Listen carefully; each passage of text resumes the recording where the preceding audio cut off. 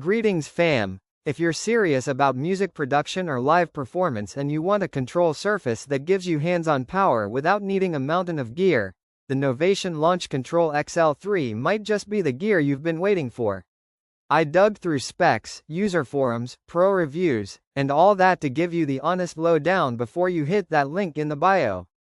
First up, control. This controller comes loaded. 8 full-size 60mm faders, 24 endless rotary encoders. With slick RGB LED feedback, 16 assignable buttons, plus dedicated transport buttons and navigation controls.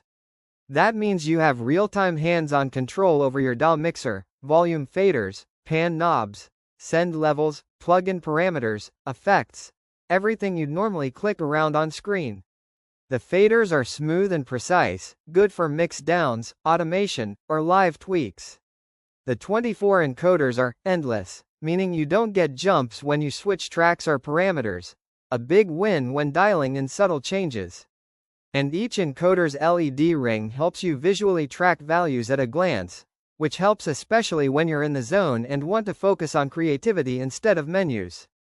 For DAW workflow, Launch Control XL3 integrates smoothly. It's supported out of the box in most major DAWs, Ableton Live, Logic Pro, Florida Studio, Cubase, Bitwig, etc. So setup is easy, and you get mixer control, transport, track navigation, and plug-in parameter mapping right away.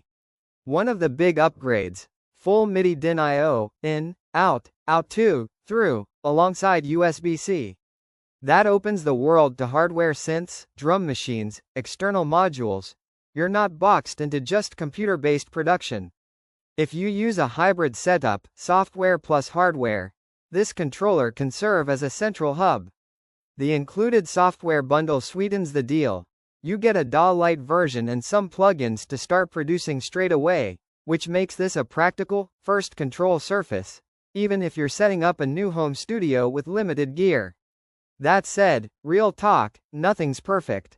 Some users on forums report occasional lag or sluggish response from the faders, especially during fast moves or big jumps, e.g. going from silence to loud. Reportedly a slight delay in parameter update. Greater than, the faders seem to have kinda slew limiter, parameters lag behind for some milliseconds. That might frustrate you if you need instant, precise real-time control for live performance or dynamic mixing. Also, because it packs many controls into a relatively compact unit, the layout can feel a bit dense. If you're used to big consoles or controllers with larger spacing, there's an adjustment period. Some users mention that certain features can get tricky when you try to combine DAW control plus external hardware MIDI control at the same time.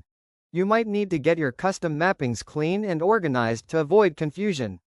So, is the Launch Control XL3 worth buying?